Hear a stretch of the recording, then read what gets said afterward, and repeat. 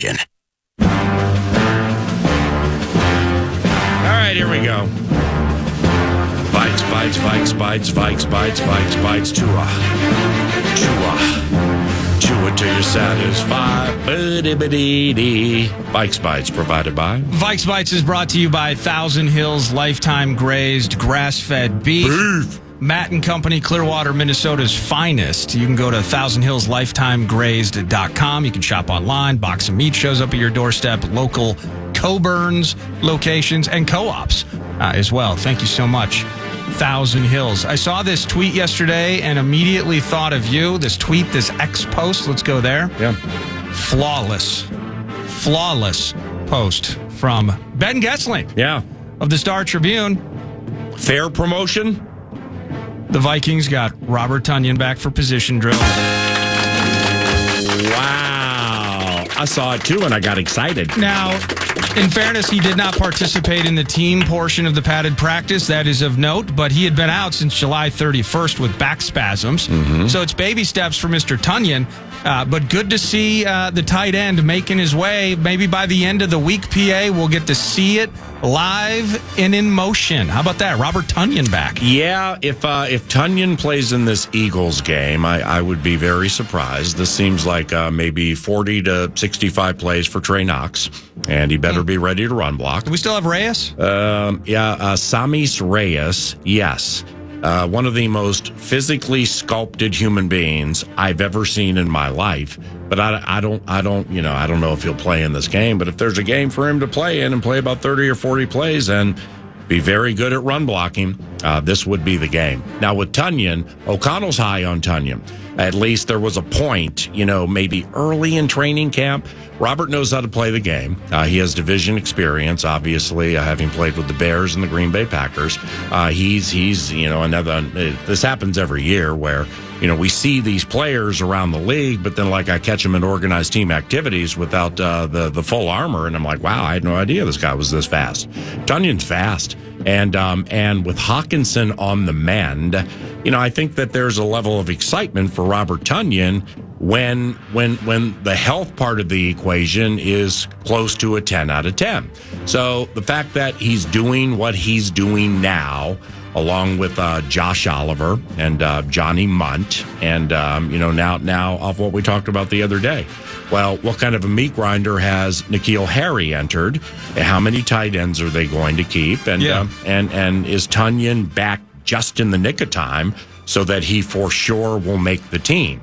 Now, I never thought he wouldn't make the team, but keeping four tight ends seems to be the plan. How much does TJ Hawkinson, how much does he enter your mind when you're thinking about all of this? It's so easy to forget about him. Now, he's high enough profile where all of us in one way or another, whether it's at practice, you see him out there on the side field. Yep, which field? The Mike Hughes Memorial Field. I always love that one. And so we know he's there, we know he exists, and we know that he's nearing at some point a return to full speed. Mm-hmm. But although when he initially got hurt and in the spring, we kind of went through it. But how much do you think this really impacts Sam Darnold into the season? How much does it impact this offense in totality? Robert Tonyan from an athleticism standpoint, if this back thing can get figured out and he can be on the field, I think there's some replication there, or at least the ability to do a lot of the same routes and things that Hawkinson could do. Excellent point, because Tonyan with his speed can emulate a certain degree of Hawkinson routes where N'Keal Harry can do things that TJ either isn't interested in doing or they don't ask him to do. And Munt's kind of a tweener in that. I mean, Johnny's better than people think. I mean, Munt wiggles open, but he protects pretty well and he knows all the plays.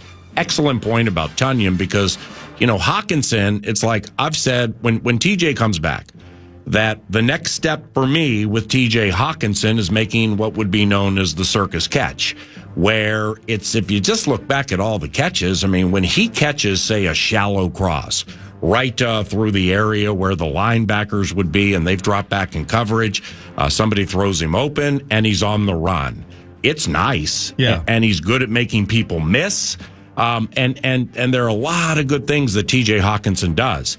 But think Jefferson at Buffalo. Now, the one-hander would be the highest. Fourth down play? Yes. I mean, that's a high-ender. But with Hawkinson, just think like the Chargers game a couple of years ago at the goal line, I think, to win the game. Yeah. Where it's hard. Bring that in. It's a 7.9 out of 10 on the hard side. And it's just, I think that's next for him, where it's like, wow, can you believe TJ Hawkinson made that catch? First down, Vikings. And secondly, is I've just learned over the years that, you always need to be careful when chatting with players about how they feel off an injury. Because they want to play and be with the guys and practice so badly that discretion has to be the better part of valor for those analyzing it or looking at the percentages or the time frames over years where they just have to be patient. Yeah. I did an appearance at Shields within the last, 6 weeks, and TJ Hawkinson was there. And so I'm chatting with TJ a little bit. I mean, honestly, after chatting with TJ, you would have thought he'd be running 20 plays in the Raiders game. He's ready to rock. Yeah, but O'Connell is quick to come out in press conferences at times, and he's like, okay, look, guys, I know you a lot of questions about 87. We're not going to put a time frame on it, okay? We're not. We're just not putting a time frame on it. I don't know how to read into that because I'm on the side that he's closer to playing closer to game 1 than he is game 7. Okay. But yeah. You ask TJ, and he's looking for McCarthy to fade back left to the end zone, second quarter of the Raiders game. So it's a unique situation. But TJ, you could do. I mean, it's like when I think we were on the perch, or we were out there one time, and he was on the Mike Hughes Memorial Field, and he was running. It was about 80. It looked like 80%. Looked pretty fast to me. Yeah, he did. Let's go. But there's so much more that goes into it. But excellent point about Tonyan, because Robert Tonyan is fast. TJ Hawkinson is fast. And the speed element with Jefferson and with Aaron Jones, I mean, that's speed on top of speed on top of speed, and that's what you need. Let me ask you this, not to belabor TJ Hawkinson or even denigrate him in any way. When you talked about the circus catches and kind of the next step for him, yeah. It did kind of remind me of Kyle Rudolph a little bit, but differently in the respect that there was a long conversation year after year about the next step for Kyle. Run blocking was never going to be a fort or a forte. But I actually think it's pronounced fort, which is like the weirdest word. It is pronounced fort, ever to say. But it's over the course of time we just accept forte, niche, and then what we do is we go back whence we came. Correct. Are you a niche guy or a niche guy? I'm a niche guy personally. It's niche. I think it's niche. Yeah, it's also data and status, but I mean it's like the tomato stuff like that. Exactly. Breaking tackles for Kyle Rudolph was always.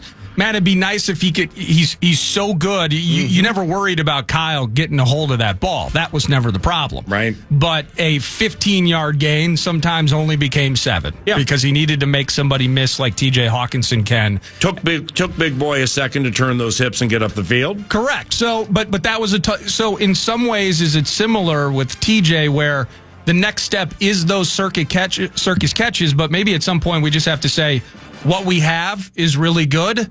And maybe not necessarily depend on or project that evolution is going to take place. Well, why it's needed is because in the hottest points of games, the best players are going to get the most attention, which means him.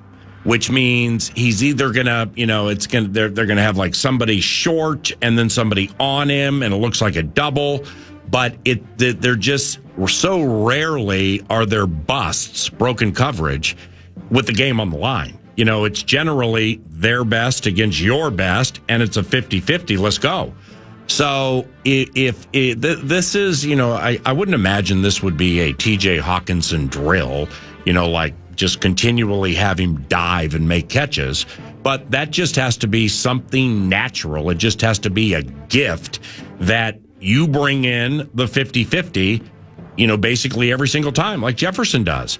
And that's basically what I'm saying is if the pass isn't perfect, if the moment is big, then just like go otherworldly with your body for one of those Jefferson type catches. No, and I definitely want those contested catches, out physicaling somebody, out jumping somebody. I think TJ can certainly do that. Vikes Bites. Vikes Bites. Is Will Riker just creating the buzz of the camp here? Are you kidding me? Is he? I can't remember. Is he just perfect? I can't remember the last time I saw him miss a kick. Now, I wasn't at practice yesterday. Well, based on the tallies, because you know how Alec Lewis rolls. Yeah.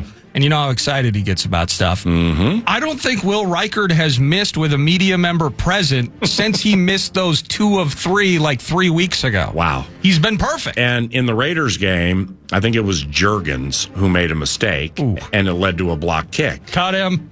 But it's at the joints. You know, you got something called Cade York and Dustin Hopkins on one field, and then you had our guy on another. And he went it's either 5 of 5 or 7 of 7, and they just kept backing up. All right, 38 good, 43 good, 48 good, 53 good. I mean, they just kept backing up. He kept nailing them. Yeah. He did not miss in the joint practices. He didn't miss in the game. And this kid's cold-blooded. I mean, this kid, when you get to see him up close, like I've said before, you see him, and he's incredibly unassuming. He looks like he's wearing a Halloween costume, PA. I mean, it's almost... He looks like an accountant, or he should, instead of having cleats, he should have an abacus. I'm just surprised that he's a football player. When we were doing the show and you ushered me back through the facility, I see him out there. I'm like, is that somebody's like younger brother out there? Yeah. Is that a kid? Right. Is he wearing a costume? What's going on with that? He's been lethal. He is an assassin with his foot, PA, and it's been one of the buzzes of camp. I don't have the numbers in front of me, but I put them together for the preseason, and we will share them again this weekend from Lincoln Financial. But in his 5 years at Alabama, I think he was 98% 40 and in. Okay, so you're like, we're happy for you, 40 and in. 40 and in ain't easy. And just think Blair Walsh at the College Stadium from 27? Right. You know, it's whether it was pressure filled or just a kick for Alabama from 40 yards in.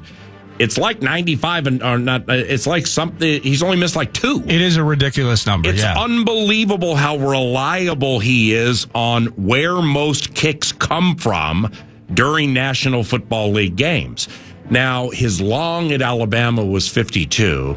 I think his lifelong took place at Hoover High School, where he went in Alabama against a rival of theirs. I can't remember the name, something Mountain High School, and it was from 53.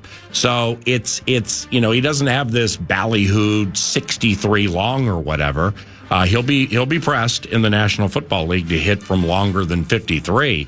But it's when I say he's cold-blooded, you just got to see him, how he warms up, never looks at anybody, doesn't talk to anybody, and just gets out there with these steely eyes and just kills you with that right foot. Yeah, it's nutty. And you mentioned that was one of the talkers when the Vikings ultimately took him.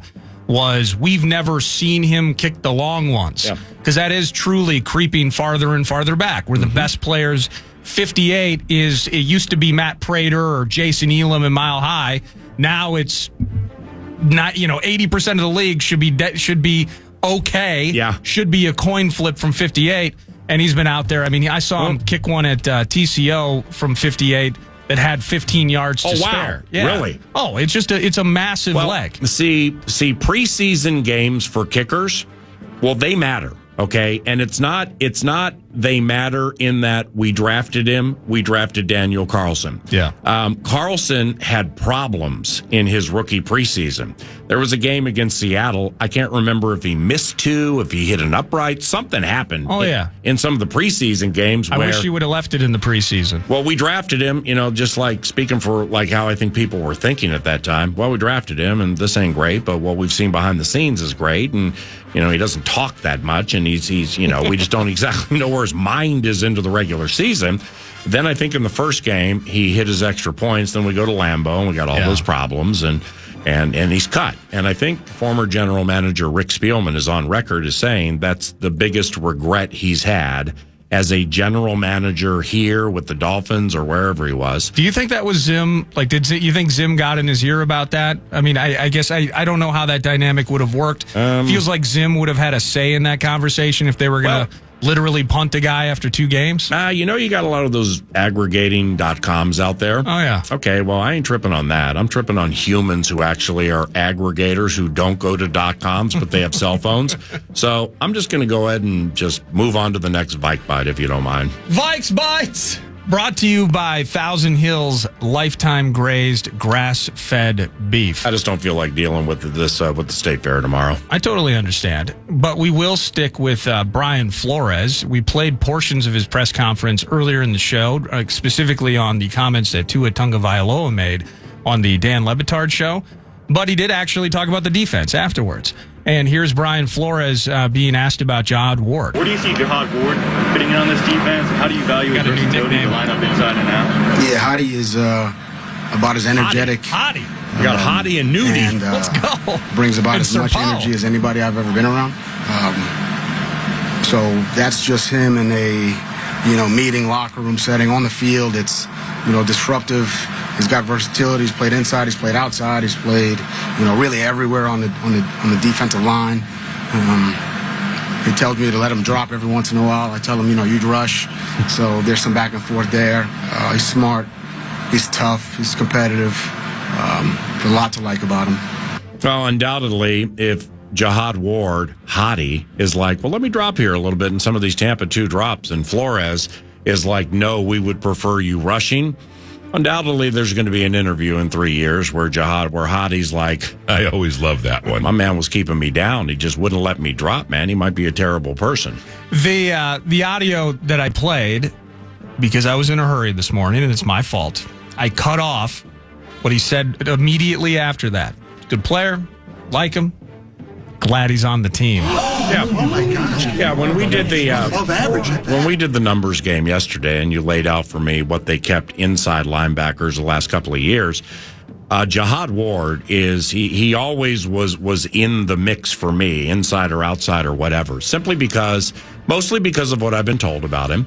But when you see him in practice, he's big. He's not super fast. He's just big, and when he hits you, you stay hit. Now, he's in like his 9th year, something like that, so maybe the better days are behind him. But that physicality meshed with the speed that they have with Turner and Jonathan Grenard and some other players. Don't you need some old people like that, though? I mean, Grenard, relatively young. Mm-hmm. Van Ginkel, certainly a veteran of the league. Yep, but then it's Dallas Turner. Pat Jones is trying to get everything going right. Mm-hmm. You talk about the inside pace and Cashman, both younger guys. Maybe you need old guy around to kind of handle some business and speak about things. But Jihad, whether it was a quote there, and you were referencing it yesterday, this is a guy, it's a cinch, effectively, the idea of him making the 53. We'll find out next week. But it's the Swiss Army knife nature even of Jihad, where they've been using him, apparently lends to his value from a guy that, frankly, I had no idea who he was until the Vikings added him this offseason. So yeah, I think he played, and he might have played well in that playoff game we lost to the Giants because he was a starter for the New York Giants. Yep. But there are a couple of players that when we crack this season open and start to get some reps to the defense and the 7 strewn across the line of scrimmage, there are 2 players that I believe they are doing a lot of things with under the cover of darkness that are going to be unto Flores. Unpredictability, position flexibility, and I can't believe I see this guy there and it's working. And one of them is Dallas Turner, and the other is Andrew Van Ginkel. Because Ginkel was coming off some kind of foot or toe injury or something like that, but he seems to be completely up to speed. I just really had no idea. Maybe because he's in the AFC. And we just don't play Miami often. I just had no idea how well-respected Andrew Van Ginkel's overall game is for being on and off the ball. Yeah. And see that, with Flores, those types of players, that's what you need, like Harry the Hitman. It's Harrison can play on the ball at the line of scrimmage, and he has enough sacks in his career and is speedy enough to get into the backfield that you have to account for it. But if he doesn't rush, he backpedals and is so smart to get into the right zone, the right area, well, you have to account for that. And Van Ginkel, younger than the Hitman, that's what Andrew Van Ginkel is. I mean, he is supposedly he is so well diagnosed on each play. Well, the example that was given to me, and people can see it. I think if you look for it on YouTube or whatever, he had a pick six last year from Sam Howell with Washington, and they're at FedEx Field, and he 10 of 10 knew the play that was coming, so much so that he faked a certain way, knowing he was blindly going to turn to his right because the pass was coming there. And Hal threw it right to him. Ooh. And Van Ginkel got in the end zone. So he's one of those. He's one of those. You know, Antoine Winfield was the savant of all savants, ever to savant with play diagnosis.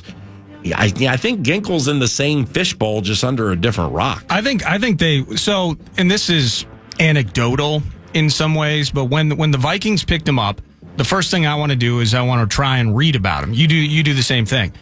And I'm digging into the depths of South Beach blogs and Finn's Nation, Hands Up, Scarves Up Miami.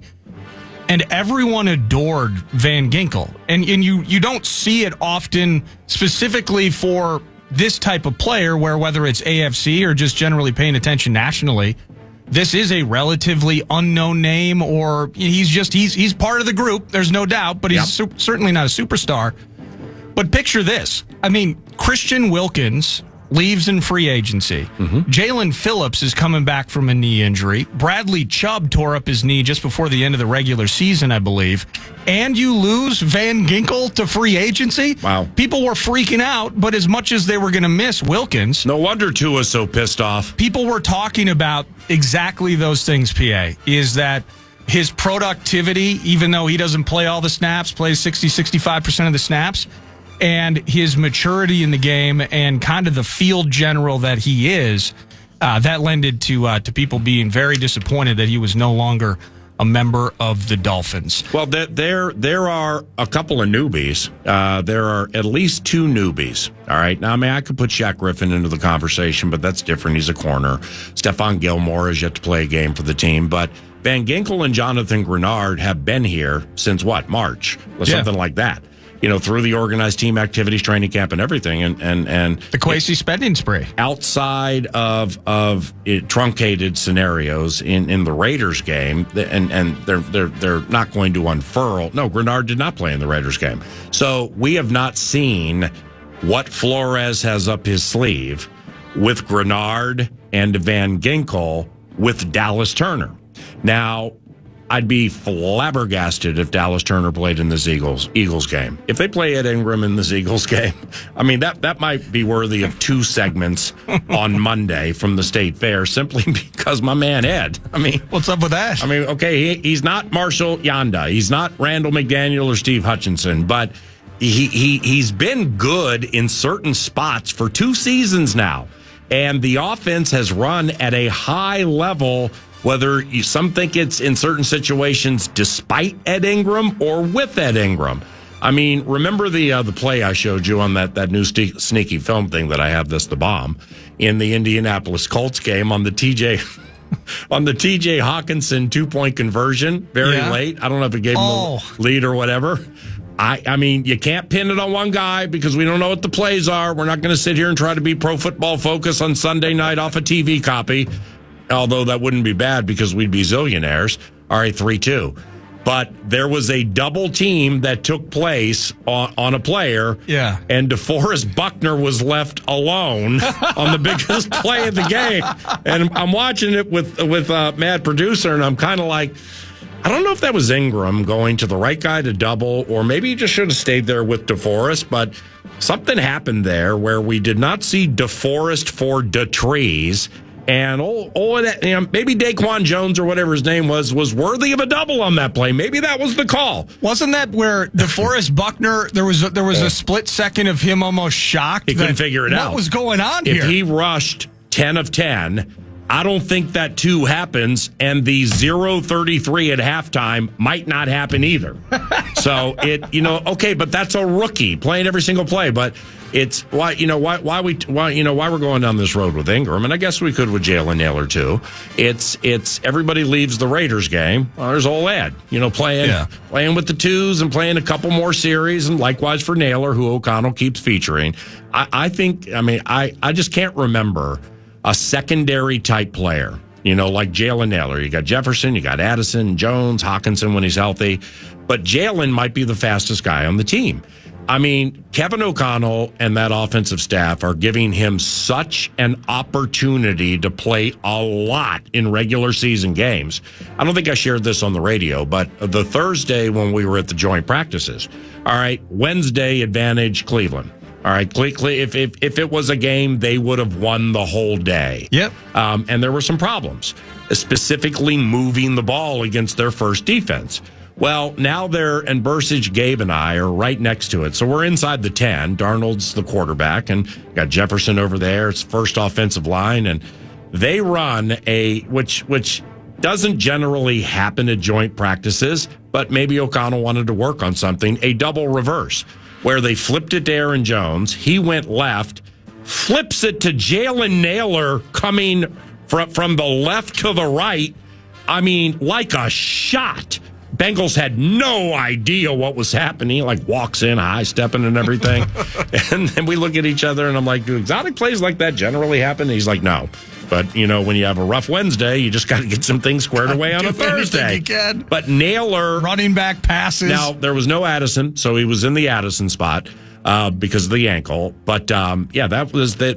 You can just tell they have some speed-related stuff that nobody has seen for Nailor, Grenard, and Van Ginkel and Dallas Turner. That's sweet. It's just, I'm really excited for this Giants game. Good job with Vikes Bites provided by Thousand Hills Lifetime Grazed Grass-Fed Beef. When 9 to noon returns, we touched on it a bit yesterday. It's something called Turnaround to 10. Teams with bad records potentially turning things around and getting up to 10 wins. We're going to talk about one of those teams when we return. Second half of the presentation's around the corner, and you are listening to FM 100.3 KFAN.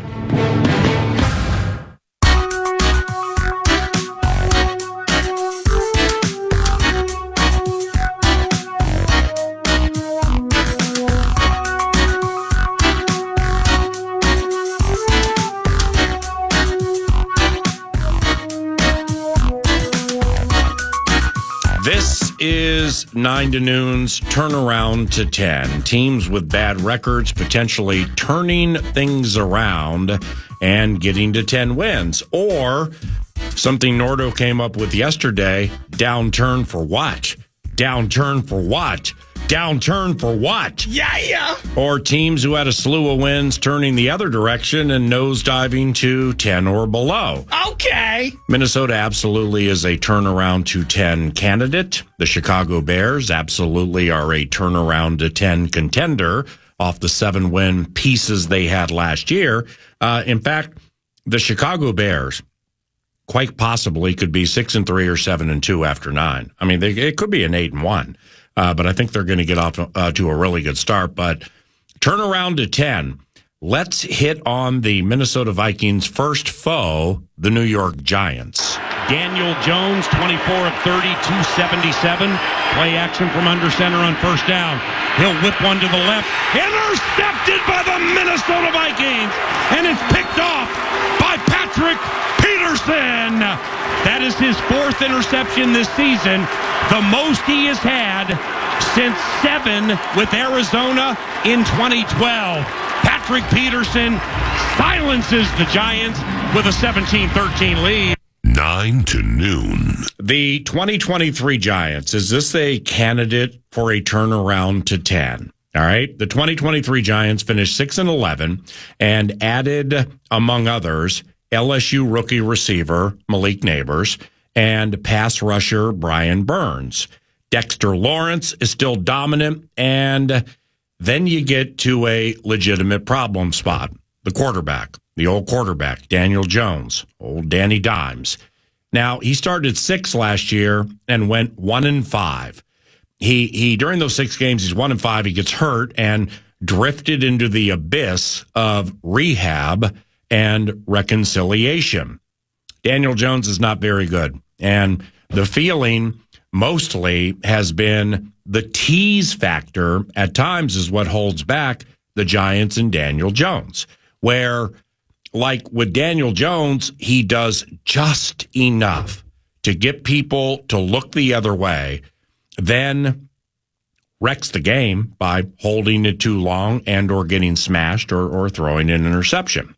So from a Minnesota Vikings standpoint, if there's going to be a turnaround to 10 that is experienced from the 7-win bunch last year, you can't lose to Danny Dimes in the opener. I mean, when you make that trade for Dallas Turner, so you move up to get Dallas Turner, I believe it was 17th, and then you have the laundry list of off-season free agent acquisitions, and a majority of them have been to bolster the defense. And of late, you add Stephon Gilmore, who in 3.5 weeks turns 34 years of age. But, like I've said repeatedly the last couple of days, if you just think about the thoughts or thoughts we were thinking about the corners as part of the secondary and what they had via the roster, you can even go back before Mekhi Blackmon ripped up his ACL.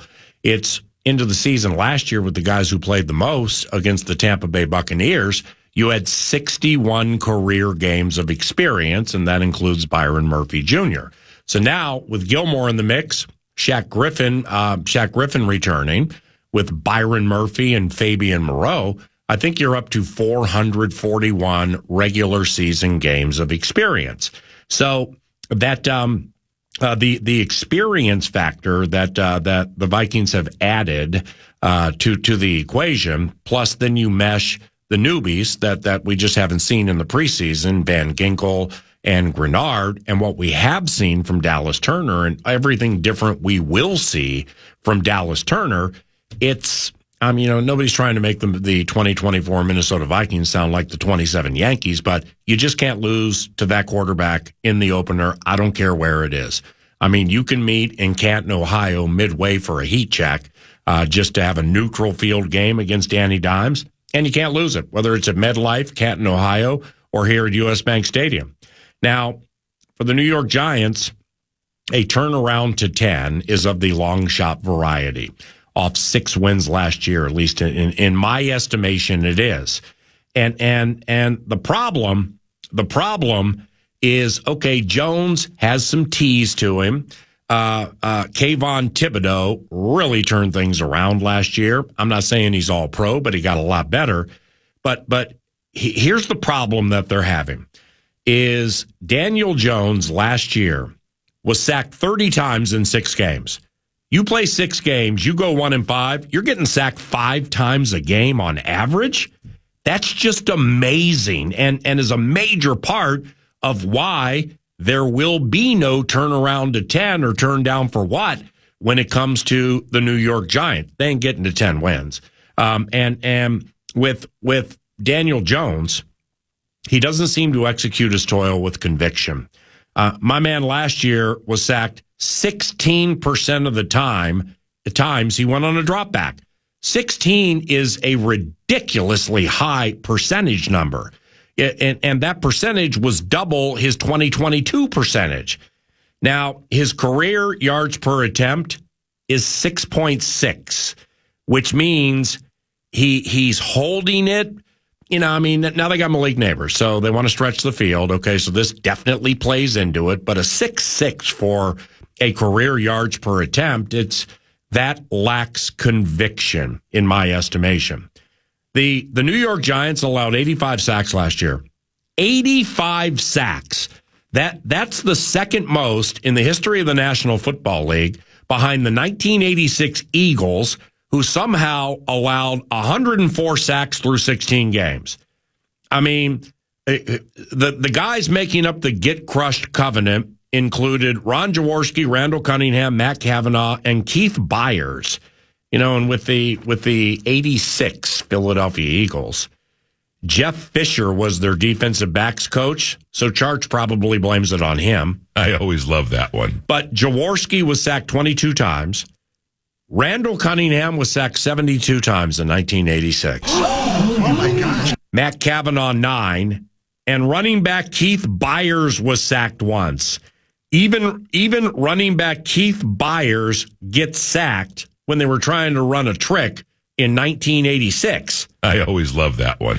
So 9 to noon cannot see a turnaround to 10 for the New York Giants, even though Kayvon Thibodeau jumped up to 11 and a half sacks. And seriously, I mean, I'm going to start thinking about him now and up to the Giants game. And he just makes you quiver a little bit, old Dexter Lawrence. Old Dexter Lawrence. Dexter devours man for profit. So maybe they sweep the Cowboys out of nowhere. The New York Giants have lost to the Dallas Cowboys 6 consecutive times. What about the Eagles? 1-5 in their last 6 versus the Eagles, the Birds. And what about the Commanders? What about the Commanders for Big Blue Wrecking Crew?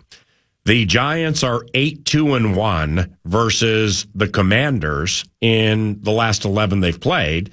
So you better sweep the team with the flashy LSU rookie slinger, because a turnaround to 10 is into 2024. It's a downturn for what?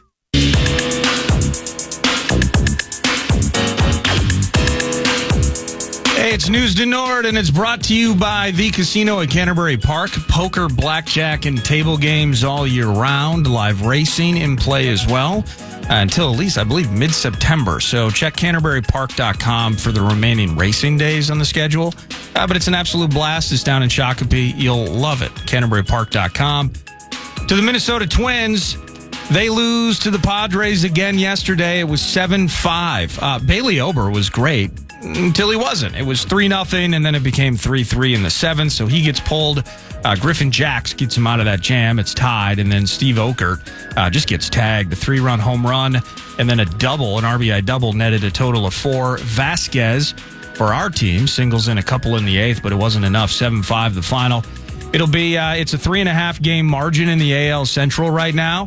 The Royals, they lost yesterday as well, so they're still knotted up in the division, and they're still knotted up in the wild card. They have a 3.5 game margin over the Red Sox, but the Cleveland Guardians beat the Yankees yesterday. So we're watching Simeon Woods-Richardson. It's an earlier game today, 5:40. Simeon Woods-Richardson versus Mr. Waldron. That's the finale before they come home to... It's a full week and change at home. They got the Cardinals up next on Friday at Target Field, and then the Braves and the Blue Jays next week as well. So the nitty-gritty continues for the Twins, and it's Royce Lewis, and then Carlos Correa on the mix, Buxton not in the mix. You're getting the point here. But last couple of games in particular, the struggles not necessarily offensively in totality, but trying to keep some runs off the boards for the dads. And Sunday it was Alcala. Then it was Oker yesterday. And it's at 70 and what are they, 70 and 56, something like that. It's living dangerously. It's probably still too early to say that. Cleveland beating the Yankees is really no surprise. Luis Gil's okay as a pitcher. They have Cortez going today. Judge and Soto both had big games, but the Guardians were able to win. It's the living dangerously part is the Kansas City Royals. Now, their run differential is 107. They're plus 107. They have a nice record at home and a winning record on the road. The Twins have a nice record at home and a winning record on the road. Their run differential is about half of Kansas City's. So whether it's Bobby Witt Jr., Salvador Perez, and the rest of the cats they have, they explode more frequently than the Twins do. But the living dangerously part, the Royals were massive favorites against the Anaheimers yesterday, and they lost. So it's like and they lost at home to the Angels, which is weird. But taking advantage of those situations, granted you're on the road, and the Padres are a good team, and like we said into the series, the Padres are hitting really, really well right now. So that's how baseball works. It's like, oh, damn, we lost and Cleveland won. Oh, okay, we're cool. Let's go get the money tomorrow. KC lost. And they're still tied 3.5 behind the Guardians. News to Nord mentioned it yesterday. The Lynx tonight, they're in Vegas, and that'll be 8:30 p.m. on ESPN. So go Lynx. But I want to get this article in with you. I just found this. Pete Carroll to the NFL. So go Lynx. We love the Lynx. But Pete Carroll might be teaching. Yeah. He might be a teacher here, PA. I saw this CBS Sports. The former boss of the Trojans and the Seattle Seahawks revealed to, hey, it's Softy. KJR 93.3 FM in Seattle. CBS Sports, by the way, put it as KRJ. So Softy could not catch a break. And hopefully they mentioned Doug Baldwin was part of that show. I ain't saying Pete Carroll's not coming on to join Softy. Doug Baldwin was on the show. Doug Baldwin? Doug Baldwin, yes. There was a cell phone number maybe exchanged, etc. Fax machine number. Like Burke helps us out with Joe Flacco. That's that sort of vibe. What's the name of his co-host, by the way? Softy's co-host? Dick Fane. Dick Fane. It's Dick Dane. And but here's what he said: is he's keeping track of the Seahawks. There was a note here. I don't believe that he's had extensive conversations or interactions with the new coaching staff with the Seahawks. But he mentioned that he's potentially going to teach a class at USC in the near future. I'm going to wind up teaching down there. I'm looking forward to that. It's going to be an exciting endeavor when it's all finalized.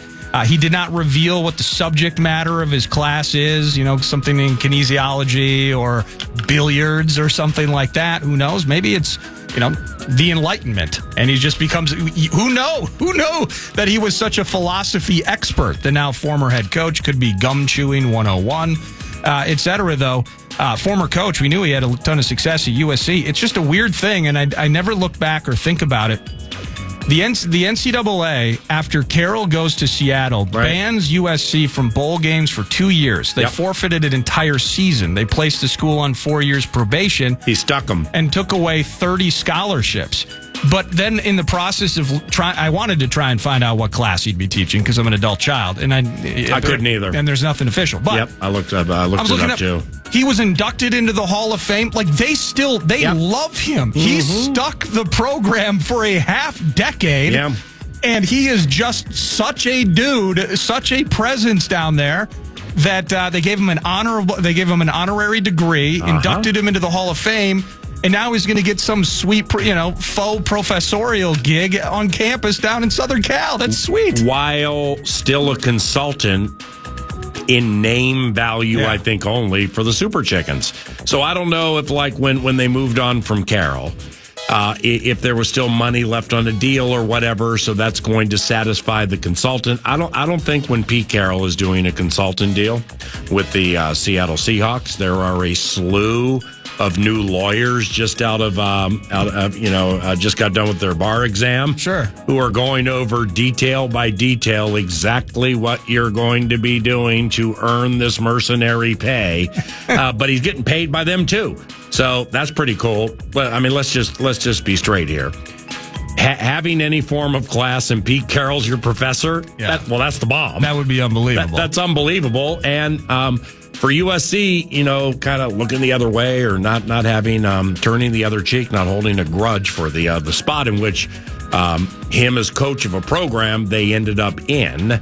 Take it from somebody who has a child outstate on campus at a University of Colorado in Boulder. It's ever since the pandemic, getting kids or families to send their kids actually on campus.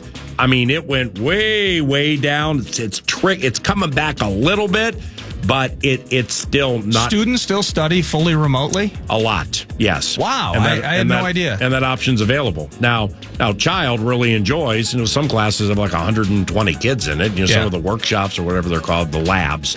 But the experience of being on campus, and I've been there a million times, it's a beautiful campus. That's really, really cool. At least we think it is.